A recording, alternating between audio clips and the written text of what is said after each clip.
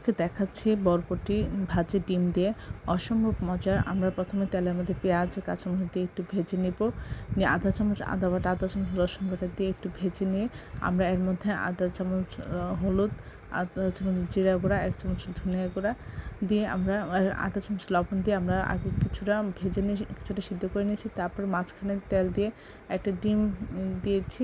কিছুটা হওয়ার পরে আমরা এইভাবে নেড়ে ছেড়ে ভাজির সাথে মিশিয়ে দিব। এটা খেতে অসম্ভব মজা হয়। আশা করি এইভাবে আপনারা একবার হলো এই রেসিপিটা করবেন। এটা ভাত রুটি দিয়ে খেতে অসাধারণ লাগে। এটা এতটাই মজা হয় যে একবার খেলে বারবার খেতে চাইবেন। সবাই আমার চ্যানেলটি লাইক এবং শেয়ার দেবেন, সাবস্ক্রাইব করবেন এবং প্রিয়জনকে বেশি বেশি করে শেয়ার দেবেন। আমার চ্যানেলে সব রকমের রান্নার রেসিপি রয়েছে, আশা করি দেখবেন। আর এই রেসিপিটা একবার হলেও করে প্রিয়জনকে খাওয়াবেন এবং নিজেরা খাবেন, তখন বুঝতে পারবেন এটা কতটা সুস্বাদু এবং কতটা টেস্টি। আশা করি এই রেসিপিটা আপনি করে খাবেন। আসসালামু আলাইকুম। আজকে দেখাচ্ছি অসম্ভব মজার চিংড়ি মাছ দিয়ে বরবটি ভাজি। আমরা প্রথমে তেলের মধ্যে পেঁয়াজ কাঁচামরিচ দিয়ে একটু ভেজে নেব।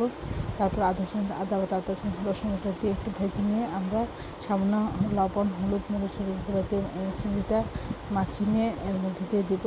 দিয়ে আমরা বরবটি এবং আলু কেটে রাখি সেটা দিয়ে দিচ্ছি, দিয়ে নাড়াচাড়া করবো। আধা চামচ লবণ, আধা চামচ হলুদ গুঁড়ো, আধা চামচ জিরা গুঁড়ো, আধা চামচ ধনিয়া গুঁড়ো সব কিছু দিয়ে আমরা খুব ভালোভাবে নেড়ে ছেড়ে এটি ভেজে নেব।